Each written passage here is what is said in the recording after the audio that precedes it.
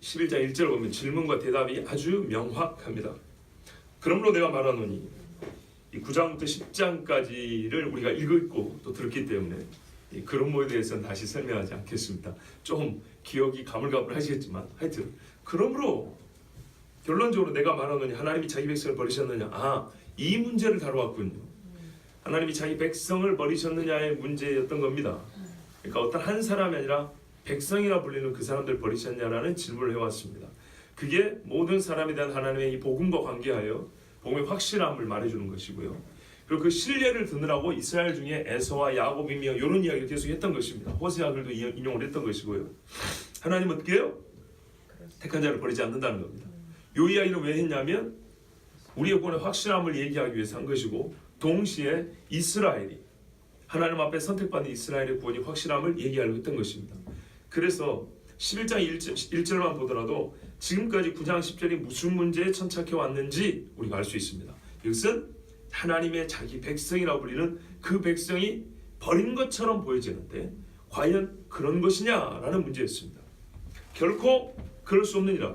우리 반에 결코가 빠졌지만 이 단호한 대답 결코 있습니다. 결코 그럴 수 없느니라. 사실은 더 이상의 질문은 무의미합니다. 그러니까 무슨 말이냐면 9장부터 10장까지 논증을 다 해왔고 11장 1절은 결론입니다. 결론인데 이제 그 이후 11장 1절 후반부터 이후는 조금 더 깊은 이야기를 해주려고 하는 겁니다. 확증에 확증을 더하는 것입니다. 그리고 지금까지 논증해 해온 것들, 결론은 말했어요. 봐보세요. 지금까지 9장 10장의 논증으로 결론이 뭐냐? 이스라엘은 버림받지 않았다입니다. 결론이 나왔죠. 근데 이 결론에 대하여, 지금까지 결론에 오는 과정이었다면 이제 결론 나왔어요. 이 결론 자체에 대하여 조금 더 깊은 이해를 주고자 하는 것입니다. 이게 우리 구원과 무슨 상관이 있는가? 아시겠죠? 그러니까 보세요. 우리가 예수 믿음으로 구원이 확실해요. 의롭다면 확실해요? 끊을 수 없어요. 8장 후반부에 끊을 수 없어요. 그런데 저 이스라엘은 어떻게 된 것이냐? 그들은 먼저 하나님께 택함 받은 것 같은데 끊어지게 보이고, 그리고 저들마저 끊어질 수 있다면 우리는 끊어질 수 있다는 그런 위험이 있는 거 아니겠느냐? 아니다라고 논증을 해왔어요. 그래서 어떻게 해요? 이스라엘 안 끊어져? 너희도 안 끊어져? 걱정하지 마 했어요. 그래서 우리는 주님 앞에 돌아오는 과정을 경험하는데, 근데 말이죠, 이스라엘은 안 돌아오고 있어요. 아직 이 문제에 대하여 우리가 예수를 믿고 돌아옴과 이스라엘이 아직은 안 돌아오고 있지만 끝내 돌아올 것에 이 깊은 연관관계가 무엇인가, 이 이야기를 이제 해주고 있는 거예요. 결론이 나왔는데 이 결론과 결론, 우리가 하나님 앞에 선택받은 자가 구원받는 이 결론과 하나님이 선택한 이스라엘이 끝내 구원받는 이 결론이, 이 결론과 결론이 무슨 관계로 이 물밑에서 어떻게 사슬이 연결되어 있는지, 이 이야기를 11장에 이제 남은 이야기가 그것을 우리에게 가르쳐준다 이 말입니다. 아시겠죠? 네. 예, 좋습니다. 그래도 우리가 들은 말씀이면 다시 한번 처음부터 보면, 먼저 나를 보라 입니다. 결코 그럴 수 없다는 증거죠. 나부터 다시 시작합니다. 나 이스라엘 사람이요 아브라함의 씨고 베냐민 지파다. 가장 복받은 계보이지만 복음을 듣는 것으로 하면 원수된 집이다. 27절인가 8절 보면 나오죠. 뭐라 나옵니까? 복음으로 하면 28절 원수된 자, 그렇게 돼 있죠. 근데 너희로 말미암아 돼 있죠. 바꾸면 너희로, 너희를 인하여, 너희를 위하여, 그런 말입니다. 그러니까는 이스라엘 사람 아브라함의 씨 베냐민 지파라는 것은 계보로는 가장 언약적인 계보이지만 실제로는 하나님께 복음과 상관하여 원수된 집안입니다. 그런 내가 어떻게 됐다고요? 원수된 집안이 되었는데 나는 지금 구원받아 하나님과 화목한 자가 되었다는 겁니다. 자, 한 사람입니다. 그런데 이 한 가지만 가지고도 하나님이 자기 백성을 버렸다고 말할 수 없다는 것은 확실하죠. 왜? 나도 자기 백성 중에 들어가니까. 그래서 결론을 이렇게 냅니다. 2절, 하나님이 그 미리하신 자기 백성을 버리지 아니하셨나니. 성경에 하나님 또 예를 듭니다. 엘리야 시대 때 이야기를 하는데 이거는 규모가 좀 더 큽니다. 잘 알다시피 몇 명이 남아있죠? 7,000명입니다. 하나님이 그 미리하신 자기 백성을 버리지 아니하셨나니 너희가 성경에 엘리야를 가리켜 말한 것을 알지 못하느냐. 그가 이스라엘 하나님께 고발하되 그랬어요. 자, 바울은 자기의 사례를 민족적 국가적 차원에서 사이즈를 확장시킵니다. 같은 원리입니다. 왜냐하면 나는 스데반을 죽이기까지 한 사람 아닙니까? 결국 예수 믿는 사람을 감옥에 집어넣고 재산 뺏고 때렸던 사람 아닙니까? 그런 내가 주님 앞에 돌아오게 됐어요. 내 때문인가요? 아니죠. 하나님의 주권적 은혜였습니다. 요거를 동일 원리를 사이즈만 키우면은 어디서 똑같은 사례를 얻을 수 있냐면 지금 현재 이스라엘을 찾기 어렵거든요. 옛날에 그런 일이 있었던 거예요. 오히려 복음이 오기도 전에 있었던 것이에요. 그게 엘리야 때 이야기입니다. 가장 영적 어둠이 심했던 당시가 엘리야 시대입니다. 자, 그때 엘리야가 이스라엘 하나님께 고발했어요. 말하면 주여 그들이 이런 짓을 했습니다. 선지자를 죽였습니다. 겁없이 주의 선지자를 죽였습니다. 주의 제단들을 허렸습니다. 완전히 하나님 없는 세상 만들어 보겠다고 민족적 봉기를 일으킨 것이죠. 나만 남았습니다. 자, 여러분 이 말로도 우리는 충분히 이해가 되지만은 이 상황을 조금 더 보고 싶습니다. 이 말을 언제 했을까요? 엘리야가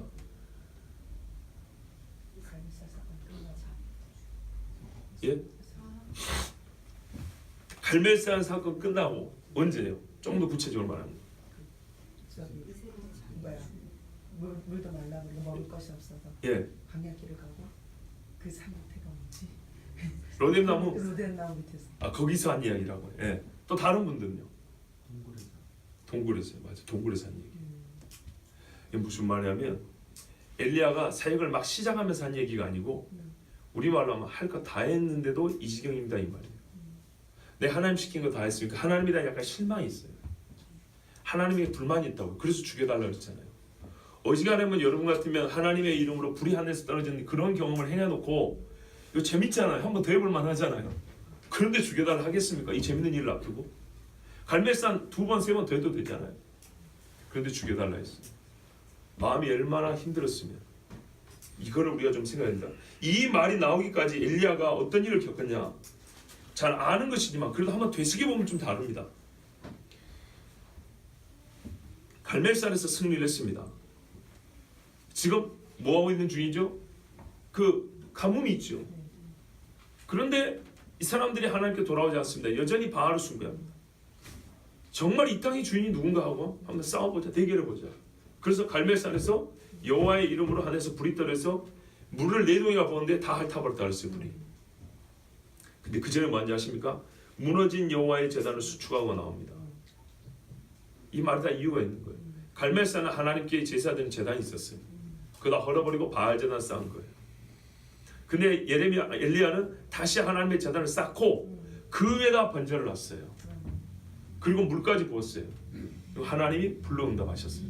그랬더니 사람들이 와 하고 놀래가지고 바알 선지자, 아세라 선지자 850명을 죽였단 말이죠.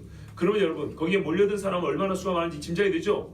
850년 살겠다고 뛰면 못 잡습니다. 어떻게 잡겠어요? 850년 잡으려면 사람들이 수가 훨씬 많아야 되겠죠. 예, 엄청난 수천 명이 몰렸다 해도 과언이 아닙니다. 살겠다고 뛴 사람 몇 사람이 붙잡아도 어려워요. 산에서 뛰어버리면. 그런데요, 이만한 사람들 잡아 죽였어요. 그러면 이스라엘이 돌아올 것처럼 보이죠. 살인을 하기까지 용기를 얻은 사람들이에요. 바알 선자지만 이세벨한테 마주 죽어요.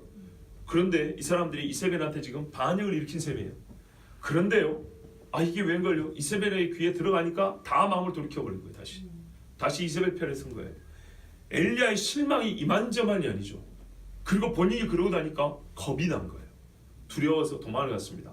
아시겠지만 사흘길 4일길 굶으면서 광야로 도망을 갔어요. 브엘세바까지 왔다가 브엘세바에서 종이 하나 있었는데 너 여기 있으라고 혼자 광야로 갑니다. 브엘세바는 유다의 맨 남쪽입니다. 그리고 가다가 힘드니까 로뎀나무에 숨어가지고 그 밑에서 잠자면서 차라리 주님 날 여기서 죽여주세요 그랬어요. 엘리야의 심령은 너무나 상해 있었습니다. 그때 천사 와서 2번이나 먹을 걸 주고 힘을 내라 그럽니다. 그리고 40일 40야를 이제 거의 안 먹고 갑니다. 호렙산까지 갑니다. 호렙산 동굴에 원래 누가 있었던 데입니까? 모세가 있었던 데라고 그러죠. 거기 갔습니다. 거기 가니까 하나님이 뭐라고 그러냐면 엘리야야 네가 어찌하여 여기 있느냐 물어봤어요. 그랬더니 엘리야가 뭐라고 대답합니까? 내가 만군의 하나님 여호와께 열심히 유별하오니 이는 이스라엘 자손이 주의 언약을 버리고 주의 제단을 헐며 칼로 주의 선지자들을 죽였음이오며 오직 나만 남았거늘 그들이 내 생명을 찾아 빼앗으려 하나이다 그랬어요. 이렇게 대답했어요. 그래서 하나님은 어떤 조치를 취해줍니까? 얘를 위로라고 힘을 주셔야겠죠. 그래서 하나님이 특단의 조치를 취하는데 세 가지죠. 하나는 뭡니까? 바람입니다. 크고 강한 바람입니다. 홍해를 갈라버렸던 동풍 같은 바람입니다.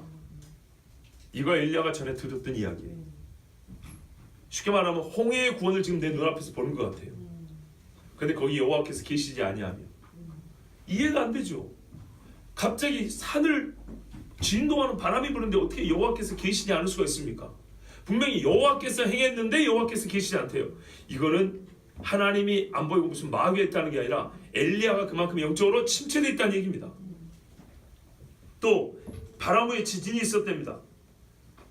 지진이 있었는데 어떻게 했다고요? 거기도 여호와께서 계시지 아니하면. 이 지진은 누가 일으키죠? 하나님이 일으키죠. 고라 자손이 어떻게 해서 죽었습니까? 다 들은 이야기입니다. 그걸 내 눈으로 직접 봅니다. 그러니까 하나님이 구원하는 능력과 심판하는 능력이 지금 다 나타나고 있는데 거기도 여호와께서 계시지 않답니다. 천하의 엘리야를 할지라도 이렇게 낙심을 한 거예요.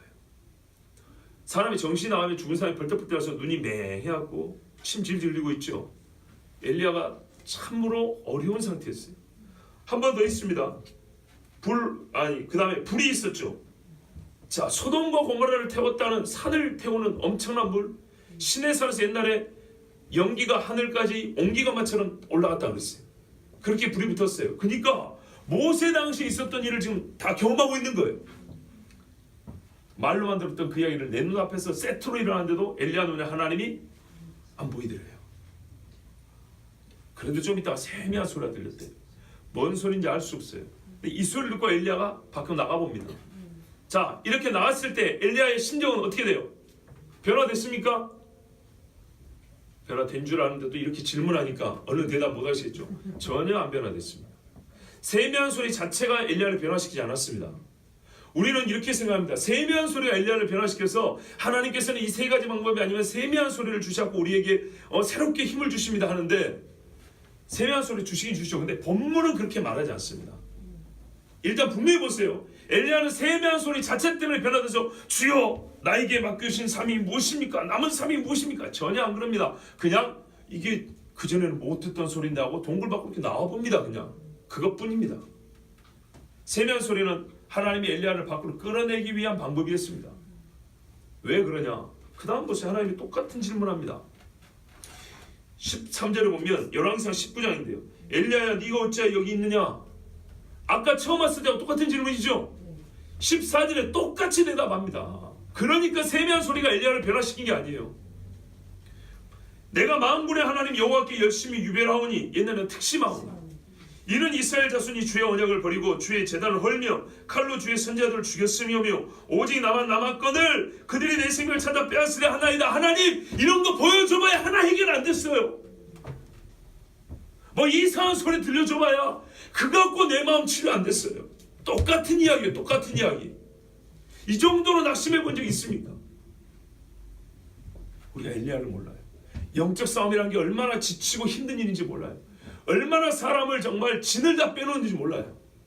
하늘에서 불이 떨어지는 이야기를 하니까는 그냥 속에서만 능력이 충만해가지고 심리적인 압박도 없을 것이고 감정적 그 고통도 없을 것이고 육체의 편함도 없을 것이다. 전혀 그렇잖아요. 오히려 성령이 충만한 사람이 다른 사람을 기대주면 온몸에 힘이 다 빠지는 거예요. 진액이 다 빠져나가는 거예요. 그걸 몰라요. 다 강하게만 보이죠. 엘리야가 갈멜산 가면 막 강하게만 보이죠. 갈멜산 사건 이후에 엘리야는요 자기의 생명을 다 빼놓는 것처럼 그 생명의 진액을 다 흘리는 것처럼 그렇게 사용을 했던 거예요. 지난 뭡니까? 그 기간 동안에 같이 수고해 같이 고생했던 거예요. 그런데도 어떻게 해요? 아무도 안 돌았어요. 아무도 한마디로는 열매가 하나도 없는 거예요. 도대체 하나님 그러면 아까 그 불은 뭔 소용이 있냐 이 말이에요.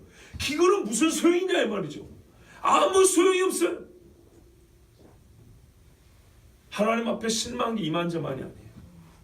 그래서 죽여달라는 안 죽여주니까 끝판을 보겠다 호렙산까지 왔는데 하나님이 다 하시면서 네가 왜 여기 있냐고. 너 사명자리 여기 있는데 왜 여기 있냐고 그랬는데 아니 하나님 아시잖아요. 나만 남았습니다. 나보고 지금 죽으란 얘기입니까? 여기 있으니까 지금 살아있는데 내가 보고 죽으란 얘기죠 지금. 엘리야의 말에 불만이 있어요. 그래서 하나님께서 능력을 보여준다니까요. 그러나 나는 안 죽었다. 아직 끝난 거 아니라고 그래 보여주는데도 엘리야는 어떻게 안 보여요? 그거 아까 보여주시지. 진작에 좀 그 힘 좀 써주시지. 이제 여기 와서 나 혼자 하는데 내 앞에서 지금 쇼해주면 뭐하냐 이 말이에요. 저 인간들 저기서 바알 순간은 그 자리에서 좀 보여주시지. 바알 사람들 싹 쓸어버리고 불러 태워버리시지. 왜 나한테 여기 보여주면 뭐 할 거냐고. 안 나가요. 안 보여요. 여러분 있는 대로 얘기하자고요. 예? 내 자식이 애를 낳는데 처음부터 숨을 못 쉬는 거예요. 애가 산소호흡 꼽아야 겨우 숨을 쉬고 엄마 아빠 부르지 먹고 20살을 먹었어요. 고쳐달라고 하나님 앞에 별 기도를 하고 수천만 헌금도 하고 교회 근처 바쳤는데 아무 변화가 없는 거예요. 30 먹은 아이 기저귀를 가려야 되는 거예요. 엄마가 환갑이 돼가지고. 여러분 그러면 이렇게 안 하겠어요? 남의 집에 죽은 자가 살아나든 가난한 자가 부자 되든 그거 어쨌다고. 그래서 그런 능력 있으시면 내 새끼 지가 똥기저이라도 지가 알아서 해결할 수 있는 그런 능력 정도는 주셔야지. 이 영들이 아무도 깨어나지 않았어요. 걸음만 하는 영혼도 없는 거예요. 나한테는 그렇게밖에 안 보이는 거예요. 들리지도 않고. 엘리야가 하나님 앞에 할 말이 많아요. 이 많은 기적 회해 주셔봐야 소용이 없어요. 그런데 미처 못 듣던 희한한 소리가 들리길래 이게 뭔가 하고 나왔더니 하나님이 엘리야를 끌어내려는 방법이었는데, 그래요. 이 소리는 끌어낼 뿐이었어요. 여러분 우리 하나님 말씀 너무 비약해요. 과장해서 막 적용하고 은혜 받으려고 그러지 마세요. 막 세미한 소리 하나님 주셔서 막 세미한 소리 들어 막 골방에 그러지 마세요. 주시기는 하는데 이 말씀을 거기다 써먹지 말라고요. 예? 하나님이 기적을 행하다가 안 되면 우리에게 세미한 음성을 주셔서 우리를 변화시킵니다. 아니라니까요. 이 말씀으로 엘리야 변화 안 됐다니까요. 끌어낼 뿐이었어요. 그래서 하나님이 똑같은 거 물어보려고 맨정신으로 대답하라고. 너 왜 여기 있냐고. 그때 엘리야가 뭐라고요? 똑같이 대답한다고요. 앞에 거 하나 소용없었어요. 똑같이 대답한다. 그런데 하나님이 끌어냈죠. 구울에 있을 때는 다른 건 이거예요. 구울에 있을 때는 사명을 다시 주기가 어려워요. 나오니까 차이는 거예요. 나오니까 여기서 하나님 말을 덮였어요. 똑같은 대답이지만 이제는 뭐 바람이고 지지고 이거 안 줬어요. 다시 사명을 딱 줍니다. 너 혼자 아니다. 저기 아람에 가서 누굽니까? 그 사람 하사엘. 이놈이 참 나쁜 놈이거든요. 근데 요 놈한테 기름 부어라 그랬어요. 또 그 다음에 누구요? 예후 장군의 기름 부어라 그랬어요. 그 다음에 엘리사에게 기름 부어라 그랬어요. 자, 이 중에 엘리사는 거룩한 종이죠. 예후는 그 다음 거룩하죠. 하사엘은 나쁜 사람입니다. 그런데 왜 하나님께서 이들에게 기름 부어라 했죠? 이들이 할 일은 똑같습니다. 17절입니다. 하사엘의 칼을 피하는 자는 예후가 죽일 것이고 예후의 칼을 피하는 자는 엘리사가 죽이리라. 무슨 말입니까? 하나님 보복한다 이 말입니다. 너 지금 그것 때문에 그렇지? 내가 다 갚아준다. 갚음을 위하여 세 사람을 세웠습니다. 그것만은 아니지만 공통적으로 이 사람이 주는 공통 사명은 뭐라고요? 엘리야의 선언까지 듣고도 회개하지 않고 돌아오지 않는 자들에 대한 하나님의 신원, 원수 갚음이 이 세 사람에 공통적으로 주어진 사건, 사명이었습니다. 그러자 아하, 하나님이 이거 눈 감고 계신 거 아니었구나, 하나님 보고 계시구나 하면서 엘리야가 일어나 다시 갑니다. 그러면서 하나님 한 말씀 더 해주시죠. 그러나 내가 마지막 비밀 하나 가르쳐 주는데, 뭐 거의 그런 것 같아요. 이스라엘 가운데 7,000명을 남기리니 다 바알에게 무릎을 꿇지 아니하고 다 바알에게 입맞추지 아니하는 자니라. 여러분, 열왕기상은 로마서와 좀 다릅니다. 남기린입니다. 내가 어떤 일이 있어도 반드시 남겨둬. 그들이 잘했어도 아니고 그들이 훌륭했어도 아니고 내가 작자하고 남겨둘 테니까 너 나의 작정에 대해 의심하지 마. 문제는 이거였거든요. 엘리야가 지금 하나님에 대한 신뢰가 지금 약해지고 있거든요. 그거 아닙니까? 그죠? 여호와께서 계시지 아니하다는 거예요. 약속이 하나를 얻냐는 거예요. 그래서 하나님이 마지막으로 다시 확인해 줍니다. 걱정하지 마라. 나 말한 대로 이룬다. 절대 다 안 없애진다. 7,000명 내가 남겨둔다 그랬어요. 이렇게 해서 7,000명이 바알에게 무릎 꿇지 아니하고 바알에게 입맞추지 아니하고 목숨을 걸고 신앙을 지킵니다. 로마서는 이것을 실제로 남겨두었다고 그렇게 말합니다. 자, 하여튼 이런 상황에서 뭘 했다고요? 엘리야가 하나님 앞에 이렇게 기도했던 것이에요. 호소한 거예요. 막 따지고 든 거예요. 그때 우리 주님이 하신 말씀이 무엇이냐? 그러니까 얼마나 절망적인 상황인지 아시겠죠? 이걸 알아야 된다 이 말입니다. 그토록 절망스러운 상황, 아무도 남은 자가 없는 것으로 보여지는, 엘리야의 영적 시각으로 볼 때도 안 보이는 그런 상황이었다는 거예요. 그래서 참 안타깝게도 자기 말 맞다나 혼자 남았는데 자기도 죽여달라면 무슨 말이에요 지금? 이스라엘에서 씨를 없애달라는 소리 아닙니까? 그러니까 엘리야의 심정을 우리가 좀 이해를 하려면 그 과정과 상황을 좀 봐야 된다는 말입니다. 근데 하나님이 대답을 하셨죠. 4절에 하나님이 빠졌어요. 그에게 하신 대답이 무엇이냐 아니고 그에게 하신 하나님의 대답이 무엇이냐. 내가 나를 위하여, 이것입니다. 말 그대로 엘리야는 지금 하나님에 대한 신망이 흐려지고 약해지고 있습니다. 하나님은 자기 영광을 위하여 의를 행하신다고 그랬고 모든 구원의 일은 하나님의 이름을 위한 일이라고 했습니다. 그죠? 다윗도 그렇잖아요. 자기 이름을 위하여, 주의 영광을 위하여 나를 어떻게 해요? 삶의 은침한 골짜기에서 구원하여 주시라고 그랬죠. 내가 나를 위하여, 반드시 그러니까 하나님의 존재하는 한 이 약속은 절대 깨지지 않아요. 바알에게 무릎을 꿇지 않은 사람 7,000명을 남겨두었다 하셨으니, 자 로마서는 바울이 이렇게 인용하죠. 남겨두었다인데 원래 열왕기상에 뭐라고 했더니 남겨둔다 그랬어요. 반드시 남겨둔다는 어떻게 해요? 실제적으로 남겨두었다고 똑같은 거예요. 그러니까 계획과 작정은 완료된 사건과 똑같은 거예요. 하나님 앞에서는. 이래서 7,000명이 남았습니다. 여기서 남겨둔다는 것은 생명의 보존입니까? 아니면 신앙의 보존입니까? 신앙의 보존입니다. 그들을 신실한 자로 반드시 남아있게 하겠다는 겁니다. 내가 그들에게 믿음 있는 자로 믿게 하겠다. 어떤 일이 있어도 믿어버리게 할 거야. 나의 여호와를 무조건 믿어버리게 할 거야. 그 말이에요. 자, 이렇게 해야 바울의 시대에 지금도 남은 자가 있다는 거 논리가 연결됩니다. 육체의 생명 보존 정도 아닙니다. 이스라엘 사람의 혈통의 보존 이야기가 아닙니다. 어떤 일이 있어도 내가 반드시 믿음이 있게 갖고 믿는 자로 남아있게 할 거야. 이게 하나님의 작정이고 바울이 그래서 뭐래요? 지금도 이와 같이 이 역사가 지금도 똑같이 반복된다는 거예요. 왜?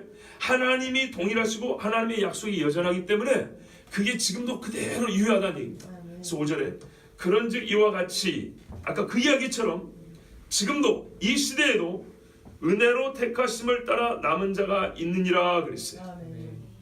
아하, 은혜로 택하심이었군요. 이 엘리야 당시에 남아있는 사람이 하나님의 은혜로 택하심이었거든요. 그러니까 뭐예요? 하나님의 말이 맞잖아요. 내가 남긴다 그랬잖아요. 여러분, 남은 자는요, 이 말이 참 중요합니다. 예외가 아닙니다. 예외가 아니라 언제나 있는 하나님의 구원성입니다. 하나님은 언제나 남은 자로 구원하셨어요. 언제나. 하나님은 택한 자들을 남겨두시고 그 남은 자들을 또 택하십니다. 이 말은 참 그 모순이나 상호적인 표현입니다. 하나님은 우리를 믿음을 주시지만 우리는 하나님을 믿어야 되죠. 이거는 참 모순이나 신비라고 그랬습니다. 그리고 이 말은 하나님의 은혜로 택하심을 따라 남은 자가 있다는 것은 시대를 불문하고 하나님께서 사람을 구원하시는 방식이 항상 똑같다는 그런 의미도 합니다. 엘리야 때 이야기, 율법 시대 때 이야기입니다.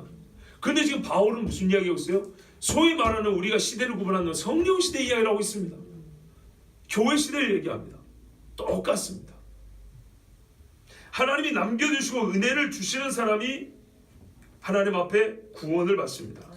자, 그렇다면 역시 엘리야 때와 바울 때 같다면 바울의 때와 종말의 지금의 때는 같을까요, 다를까요? 역시 같다는 얘기입니다.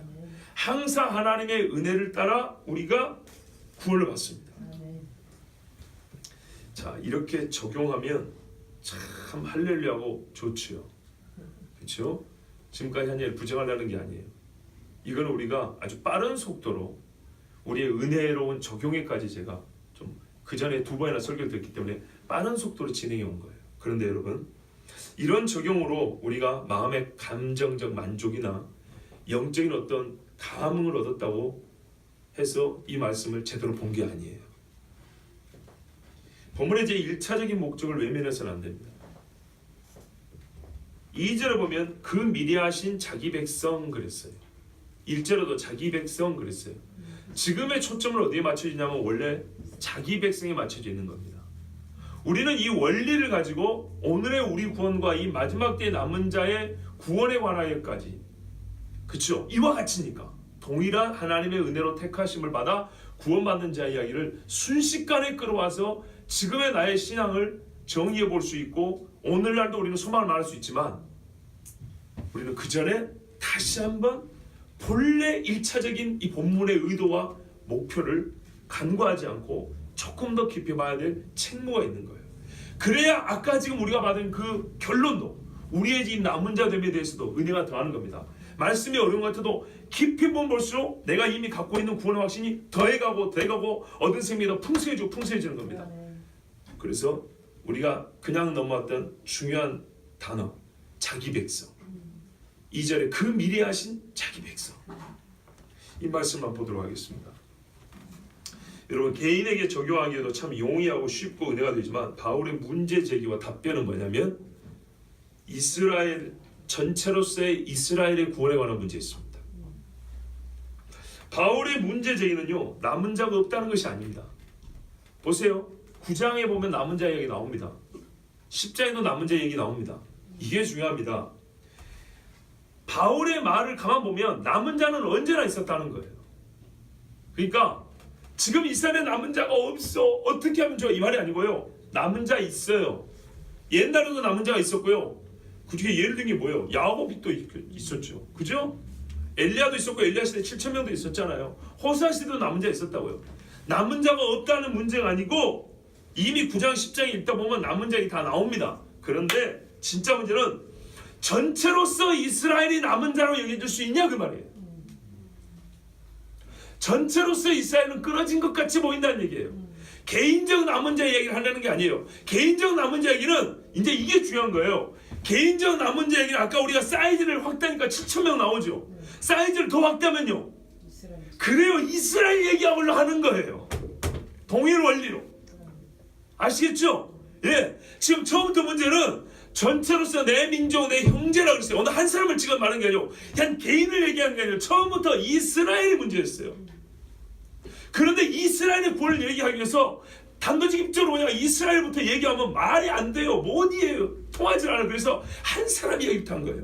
옛날에 역사 중에 있었던 한 사람, 그리고 지금 있는 한 사람 바울라. 그러나 이 동일 원리로 사이즈를 확대하면 어떻게 한다고요? 전체로서 이스라엘이 나온다고 말이에요. 11장만 하더라도 아주 쉬운 이야기요. 나 바울, 엘리야 시대 때 7,000명, 그리고 이후에 전체 이스라엘. 이해가 되십니까? 지금도 이와 같이. 그런데 이제 문제는 이거죠. 그 개인도 알겠고 7,000명도 알겠는데 그러면 하나님이 나 바울을 선택하여 남긴 것처럼 7,000명을 하나님 반드시 남긴다 한 것처럼 전체로서 이스라엘도 그렇게 진짜로 남기는 거 맞아? 이것이 문제라고요. 그럴까요? 안 그럴까요? 그렇습니다. 왜냐하면 바울은 계속 전체로서 이스라엘 지칭하는 용어를 골라 쓰고 있거든요. 그들, 너희, 자기 백성 이렇게 말한다고요. 이해가 되십니까? 보통 개인을 할 때는 어떠한 자, 어떠한 사람 이렇게 표현하는데 그게 아니고 11장에서 그러니까 바울 서신을 다 읽어보면 다른 데도 보면 그런다고요. 누구든지 어떤 개인을 하나님 앞에 돌이키고 개인의 관계 얘기할 때는 이런 표현 안 써요. 집단을 얘기하고 이스라엘 민족 전체를 얘기할 때만 백성, 그리고 여기서 백성은 그냥 개인적으로 모인 사람 백성이 아니라 그들이라 부르는 그 백성을 얘기하는 거예요. 딱 지목된 백성, 즉 이스라엘을 가리킨다고요. 자, 중요한 건 이겁니다. 그냥 자기 백성이 아니라 미리 하셨다는 겁니다. 그 미리 하신, 참 이게 중요합니다. 좀 약간 우스갯하면 우리는 인미리가 있지만 여기는 금미리예요. 금미리. 이게 중요한 겁니다. 특정입니다. 어떤 백성이 하나님이 미리 알았는데 딱 특정되어서 미리 안 백성이 있다 그 말이죠. 그 누굽니까? 이스라엘이죠. 그러니까 지금 이거 이스라엘 이야기란 말이에요. 이걸 놓치면 안 된다는 거예요. 아모스 3장 2절에 근거한 겁니다. 아모스 3장 2절이 11장에 이어지는 말씀을 푸는 키예요. 한번 들어보십시오. 내가 땅의 모든 족속 가운데 너희만을 알았나니 그런즉 내가 너희의 모든 불법으로 인하여 너희를 벌하리라. 두 가지가 있어요.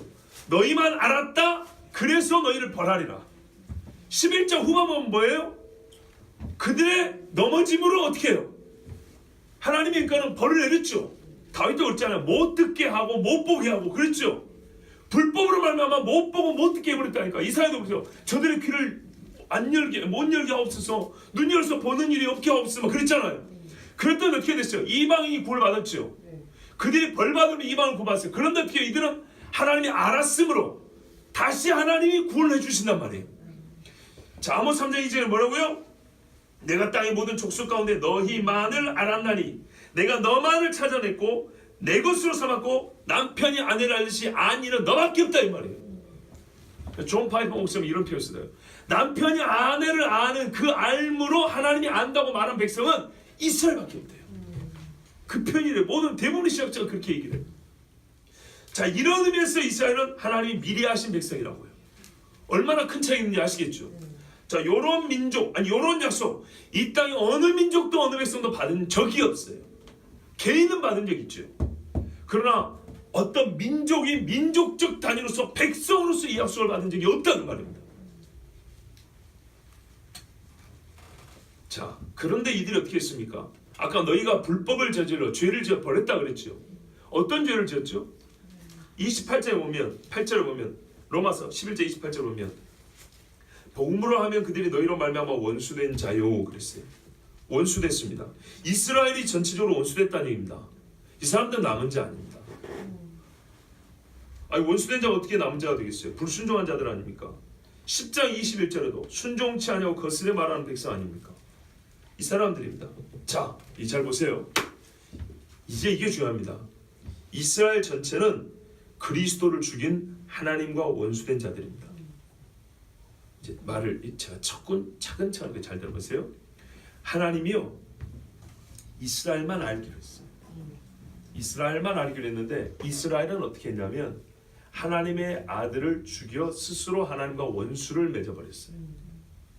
그래서 하나님께서 그들에게 벌을 내렸어요. 들리지도 아니하고 보지도 못하게 벌을 내려버렸어요. 그랬더니 실제로 예수님이 오니까 대부분의 사람들, 전체로서 이스라엘은요 예수님 못 알아봤어요. 간혹 몇 사람 있죠. 그렇죠? 지금 우리는 집단적인 이야기를 하고 있습니다. 전체로서 이스라엘은 하나님의 예언대로 이사야를 통해서 주신 말씀, 아모스의 말, 너희가 불법을 내가 벌한다 그랬죠. 그 벌대로 못 듣고 못 보게 됐어요. 그래서 어떻게 됐습니까? 예수만 죽인 것이 아니라 예수 믿는 자를 죽이게 됐죠. 그랬더니 복음이 퍼져나갔죠. 그 와중에 예루살렘은 무너져 버렸죠. 벌을 지독하게 심하게 받았죠. 그리고 2000년 가까이 나라 없는 고생을 했죠. 이건 분명히 상관이 있는 이야기입니다. 그리고 어떻게 해요? 그 2000년 동안에 전 세계는 복음화 됐죠. 그랬더니 그 끄트머리 어떻게 해요? 다시 하나님께서 잃어버린 것 같은데 또는 잊어버린 것 같은데 바울이 벌써 본 게 그거거든요. 이때에도 벌써 이스라엘 전체는 하나님을 버린 거예요. 바울이 말했잖아요. 원수 되어버렸다 했잖아요. 이스라엘 전체로 볼 때는 이들은 이미 하나님 앞에 끊어지라고 작정한 사람처럼 보이는 거예요. 누가 봐도 이방인 교회는 늘어나고 확장되는데 자기 백성을 보는 이스라엘은 줄어들고 피폐해져가고 죽어가는 거예요. 그래서 이 질문이 던져진 거예요. 하나님이 이스라엘하고 하신 약속은 끊어진 것인가? 끝나버린 것인가? 이 질문이 어떻게 2000년 동안 지속되어 왔어요. 그런데 이 질문이 바울 당시에도 나왔단 말이에요. 그만큼 어떻게 해요? 너무나 격차가 심하게 벌어지고 있는 거예요. 그래서 하나님이 예언적 답변을 주시잖아요. 내가 선지자를 통해서 말해놨지만 다시 풀어 얘기해 줄게. 그리고 너희 구원의 확신과 더불어서 내가 이스라엘에 대한 구원이 확실하다면 너희는 너희 구원에 염려할 필요도 없다. 그러면서 바울의 입을 통하여 지금 오늘의 우리가 갖고 있는 이 질문, 오늘 우리가 할 수 있을 법한 질문을 2000년에 질문하셔 답을 주신 거예요. 그리고 우리는 그 답변이 지금 주어지는 시대를 살고 있는 겁니다. 실제로. 여러분, 이스라엘 전체는 그리스도를 죽인 그리스도를 죽여서 하나님과 원수된 자가 되었어요. 복음으로 하면 원수된 자가 되었어요. 그러나 이것이 끝이 아니었습니다. 하나님께서 개인을 남은 자 되게 하신 것은 항상 있었다니까요. 문제 초점 말고요. 전체로서 이스라엘 얘기하고 있다고요. 하나님께서 개인을 남은 자 되게 하신 것과 같이 이스라엘은 민족적 선택을 받았기 때문에 아무리 부인하려도 부인할 수가 없는 거예요. 이거는 민족적 선택을 받았기 때문에 동일을 원리에서 한 사람을 선택한 것처럼 민족적으로 하면 선택이 어렵기 때문에 어떻게 해요? 이스라엘은 민족적으로 반드시 구원받는 거예요. 반드시. 그들 전체를 남은 자가 되게 하시는 구원 계획을 갖고 계시다는 얘기입니다. 좀 다르게 표현을 들어보세요. 쉽게 말하면 온 이스라엘이 범죄한 때에도 남은 개인이 구원을 받았어요. 거꾸로 몇 사람이 불순종할지는 몰라도 전체로서 이스라엘이 하나님의 구원하심의 은혜를 받는 때가 있다는 말입니다. 그러니까 그 중에 한두 사람으로 다 그걸 계산하면 안 돼요. 아시겠죠? 분명히 이스라엘이 하나님과 원수되었다고 정의를 내릴 때에도 하나님 앞에 신앙을 지킨 개인이 있었어요. 근데 지금 요 이야기를 하려는 게 아니에요. 이걸 왜 하냐면 이 원리가 뭐냐 그 말이에요. 그 몇 사람이 자기의 힘으로 남았냐 이 말이죠. 그거 아니란 얘기죠. 하나님의 선택, 은혜로 남았다 이 말이거든요. 근데 하나님은 뭐라고 약속했냐면 개인이 아니라 민족에게 약속을 했단 말이죠. 그렇다면 하나님의 민족적으로 선택을 해버렸다면 지금은 아닌 것 같아도 우리 개인을 볼 때도 그렇처럼 동일을 원리에서 때가 되면 하나님이 된다고요? 민족적으로 하나님이 돌이킨다 이 말이에요. 그러나 그들 중에 불순종하는 몇이 있을지라도 그 몇을 가지고 전체를 정의 내리지는 마라 이 말입니다. 자, 이것이 이 일은 1절과 4절의 동일한 은혜의 주권으로 행해집니다. 그리고 이 고귀한 은혜의 역사의 원리를 확정한 다음에 바울은 7절 이하에서 이를 더욱 자세히 풀어 설명합니다. 자, 다음에 설명하겠지만 일단 7절부터 10절을 보면 아모스 3장 2절 부분입니다. 그러니까는 여기까지 아모스 3장의 3장 2절의 전반부를 할 것 같으면 자기 하신 백성 맞죠? 미리 하신 자기 백성. 근데 아모스 3장 2절에 말하면 벌한다 그랬죠. 그렇죠? 너희의 모든 불법으로 인하여 벌한다 그랬거든요. 근데 단서가 있었어요. 그런즉이에요. 그런즉 내가 너희를 알았기 때문에 몰랐다면 안 되는데 내가 너희를 알았기 때문에 너희의 불법에 대해서 내가 반드시 벌한다 그랬어요. 왜요? 안 자는 어떻게 해야 되죠? 구원해야 되죠. 구원에 가는 과정이에요. 구원을 하기 위해서 내가 너를 알아서 그래서 결국에는 구원하기 위해서 중간에 뭐가 필요하다고요? 불법에 대해서 벌하는 과정이 필요하다는 얘기예요. 그것을 지금 7절 이하에서 얘기해 주고 있는 거예요. 미리 하신 백성이 범죄함으로 말미암아 하나님께서 그들을 벌하시는 예언과 그 벌로 말미암아 현재 처한 이스라엘 상태를 얘기해 줍니다. 그때 그 일을 선지자들 또한 다윗이 예언을 했죠. 그러나 이 사람들은 어디까지 갔냐? 그래서 어디까지 가버리냐면 넘어지기까지 한 거예요. 우리 번역은 아주 이상하게 되어 있어요. 봐보세요 여러분. 11절 보세요. 그러므로 내가 말하노니 그들이 넘어지기까지 실족하였느냐? 그럴 수 없느니라. 그럴 수 없느니라. 뭐가 그럴 수 없다는 거예요? 실족이 그럴 수 없다는 거예요? 넘어진 게 그럴 수 없다는 거예요? 넘어짐이 그럴 수 없다는 얘기죠. 그죠? 근데 그 다음에 뭐라 그래요? 그들이 넘어짐으로 그들이 넘어졌기 때문에 이방이 구원받았다면서요. 이거 번역이 틀렸다고요. 어떻게 해요? 말만 바꾸면 돼요. 그들이 실족함으로 넘어졌느냐? 이렇게 해야 되는 거예요. 넘어지긴 넘어졌는데 그 넘어짐이 곧 실족이냐? 실족은 아니다 그 말이에요. 실족은 뭘까? 발이 잘못 짚어가지고 완전 꼬꾸라져 버린 거죠. 무슨 말인지 아시죠? 못 일어납니다. 그러나 그냥 넘어지면 일어납니다. 실족된 상태는 못 일어납니다. 예수로 말미암아 실족하지 않은 자는 복이 있다고 그랬어요. 거꾸로 말하면 예수로 말미암아 예수님이 직접 말했어요. 나로 말미암아 실족하지 않은 복이 있다고 그랬어요. 거꾸로 나 때문에 실족한 자는 복이 없다는 거예요. 예수 때문에 예수 믿는데 시험 믿어가지고 실족한 사람은 복이 없죠. 구원을 못 받죠. 실족은 그런 차원으로 쓰는 얘기입니다. 번역이 완전 웃기게 됐어요. 어떻게 우리 말을 이해가 안 되게 이렇게 번역하는지 몰라요. 원래 말은 뭐라고요? 예. 실족함으로 넘어지게 되었느냐? 그러니까는 그들의 넘어진 것이 곧 이꼴 실족이냐? 그건 아니란 거예요. 넘어지긴 넘어졌지. 왜? 이 수많은 사람을 구원하기는 하나님의 신비가 그 안에 있으니까. 예, 그들이 넘어졌다고 돼 있죠. 한 사람 얘기 아니에요. 지금 계속 그 백성이 얘기하는 거예요. 그들이 민족으로서 전체로서 이스라엘이 넘어지긴 했어요. 근데 실족한 것까지는 아니라는 거예요. 끊어지기까지는 안 했다 그 말이에요. 왜요? 하나님께서 남겨두셨으니까. 환난이나 핍박이나 사망이나 생명이나 뭐나 끊을 수 없다면서요. 지금 그 이야기하고 있는 거예요. 실족은 아니다는 얘기예요. 잠시 그들의 넘어지면 좀 길기는 거의 2000년 가까이 넘어졌어요. 길긴 한데 하여튼 이 넘어지면 자기 죄에 대한 하나님의 약속된 형벌이요, 동시에 이방인의 구원의 길을 열기 위한 하나님의 신비로운 이 구속의 섭리였어요. 그래서 이 이방인에게 간 소리가 다시 메아리 쳐서 이스라엘에 돌아올 때가 있다는 거예요. 이게 하나님의 약속이라는 겁니다. 자기 백성 버리셨냐? 아니란 얘기죠. 그래서 최종적으로 뭐라 합니까? 형제들아, 너희가 스스로 지혜있다 하면서 지혜롭다 하는 사람이 이거 모르면 지혜롭지 못한 거예요. 이 신비를 너희가 모르기를 내가 원하지 않으니, 이건 반드시 알아야 된다는 거예요. 왜냐? 우리도 솔직히 이 신비 모르니까 로마서 읽을 때 10장 11장은 정말 솔직히 이해하지 못하고 넘겨 제껴버리는 장이었고, 이스라엘에서 까막눈이 돼서 기도할 줄도 모르고 맨날 욕만 했어요. 저놈의 새끼들 예수 잡아 죽이고 벌만 받았다고. 하나님의 말씀은 벌이 없다고 얘기하는 게 아니고 약속대로 벌 낸다 했다니까요. 근데 그들의 그 벌 받는 넘어짐이 신비롭게도 나도 구원하고 그들도 구원함이 되기 위한 것이었어요. 이게 11장 이 뒷부분에 나온다니까요. 주여 뭐라 할까? 어디 있죠?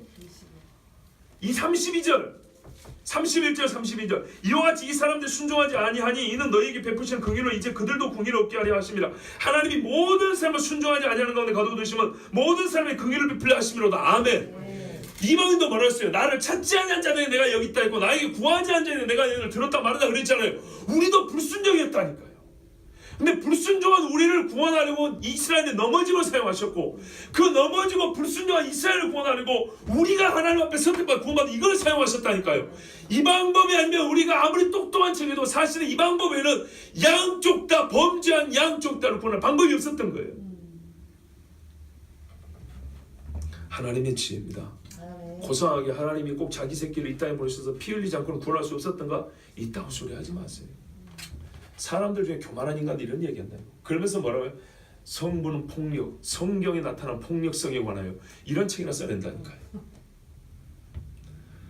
네 같은 폭력증이 구원하려고 하나님이 네 폭력을 그대로 십자가에서 드러내준 거야.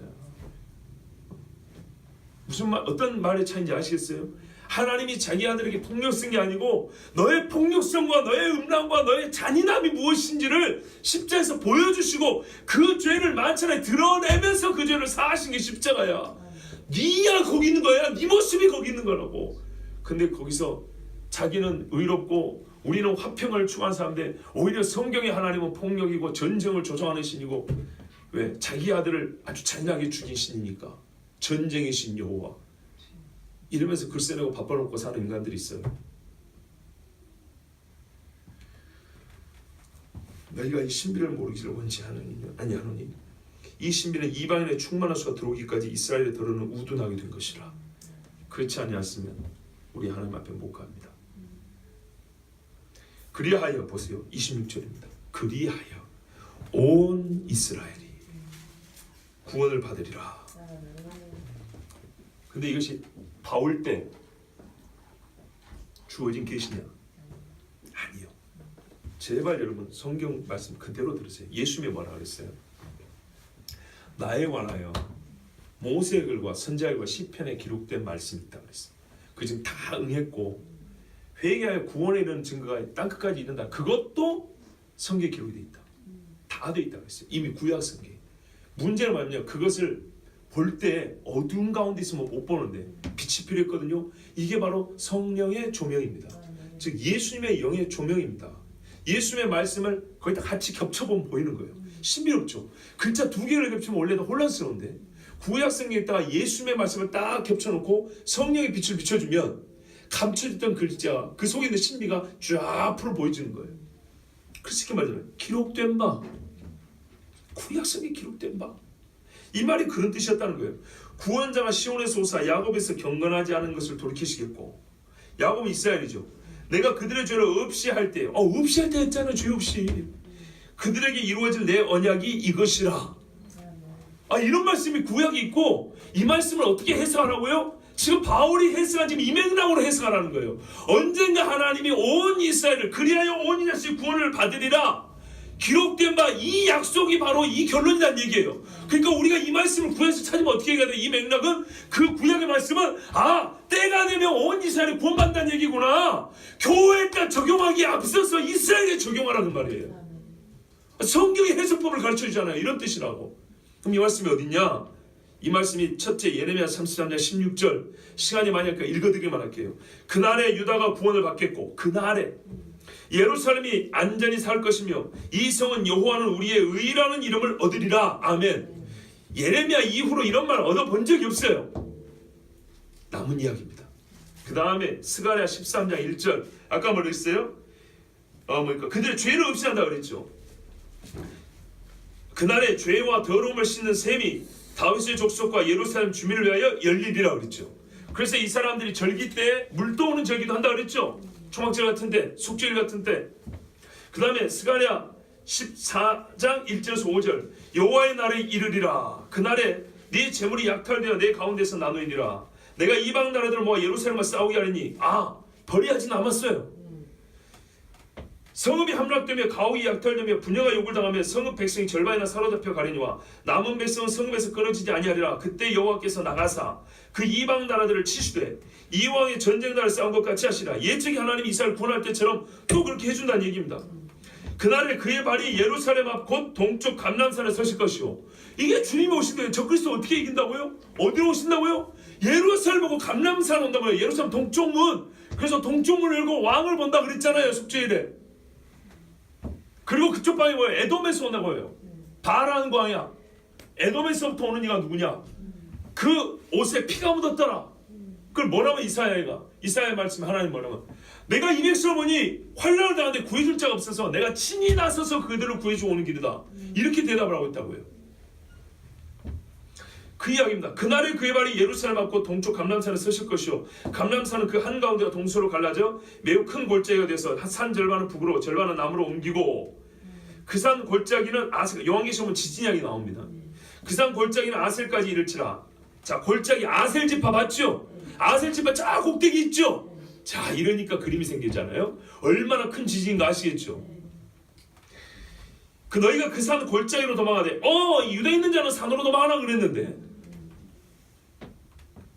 그래서 이게 참 중요한 말씀인데, 자, 중국 갔을 때 그 함께 강의했던 목사님이 그랬거든요. 유대에 있는 자는 산으로 도망하라 할 때 이거 페트라라 이렇게 얘기하거든요. 페트라가 지금 어디 있어요? 가보신 분 알죠?